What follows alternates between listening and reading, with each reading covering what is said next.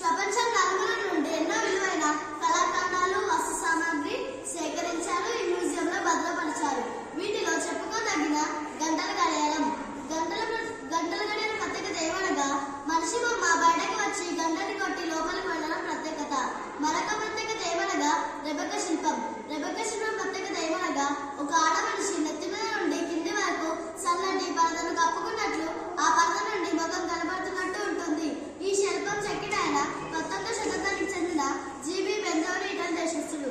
మరొక ప్రత్యేకత ఏమనగా ముందు నుంచి చూస్తే మగ మనిషి మెఫిస్టోఫిలిప్స్, వెనుక అద్దంలో చూస్తే ఆడ మనిషిల మార్గరిటా.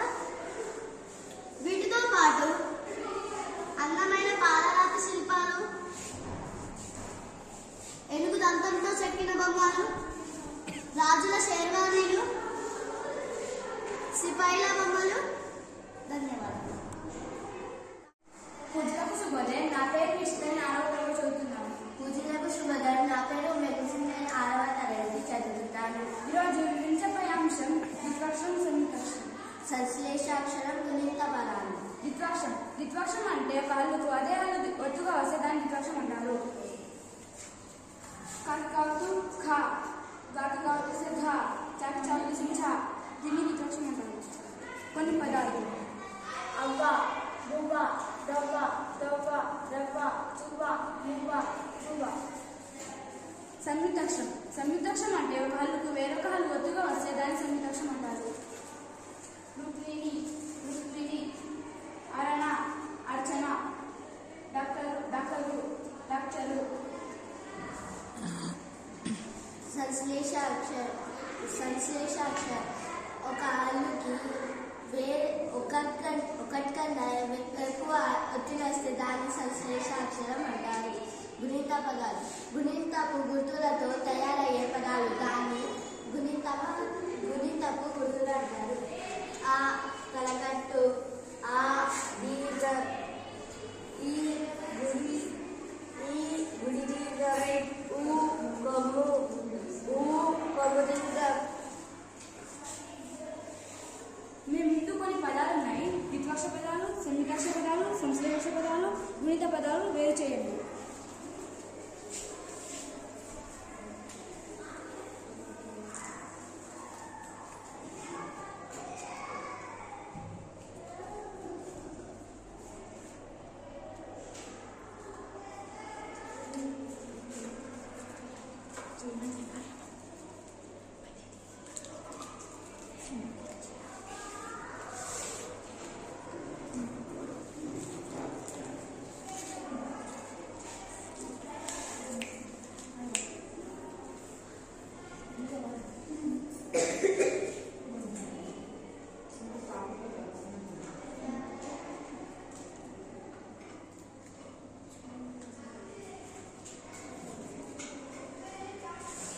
ధన్యవాదాలు.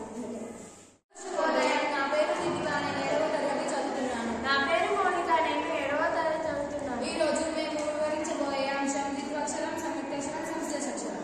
ముందుగా ద్విత్వాక్షరం ఒక హల్లుకి అదే హల్లు చెందిన ఒత్తు వస్తే దాన్ని ద్విత్వాక్షరం అంటారు. ఉదాహరణకు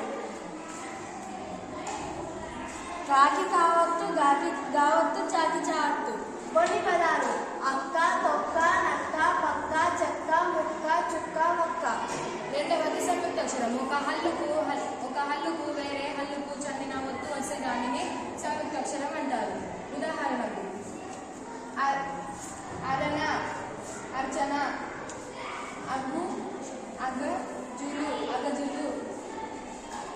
అగర్జులు.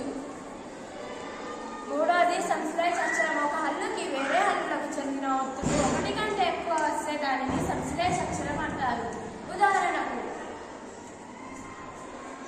జ్యోత్స్న, స్వాతంత్ర్యం.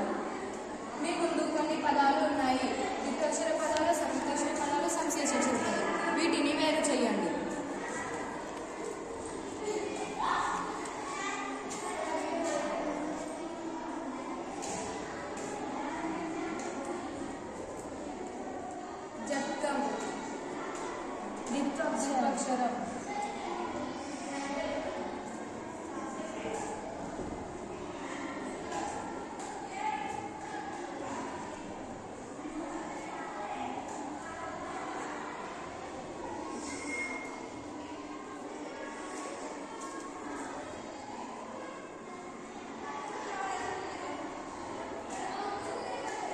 బొమ్మలు సంయుక్తాక్షరం.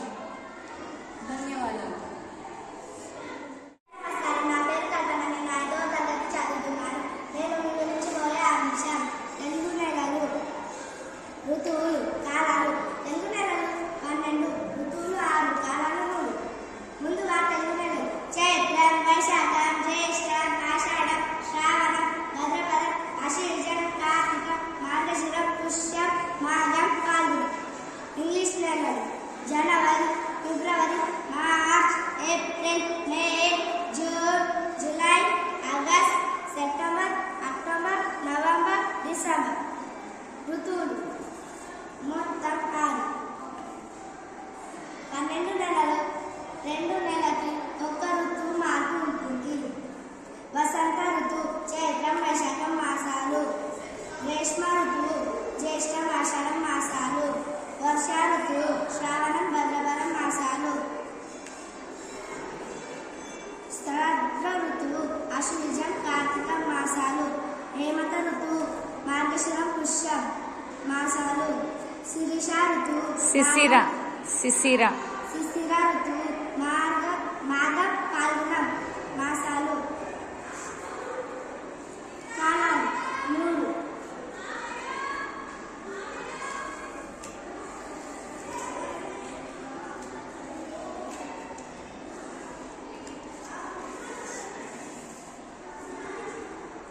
వేసవికాలం, వర్షాకాలం, శీతాకాలం. అనగా వేసవికాలం చైత్రం. 12 నెలలో ప్రతి 4 నెలలకి ఒక్క ఋతువు కాలము మారుతూ ఉంటుంది. అనగా చైత్రం, వైశాఖం, జ్యేష్ఠం, ఆషాఢం. వేసవికాలం శ్రావణం, భద్రపదం, ఆశ్వీజం, కార్తీకం.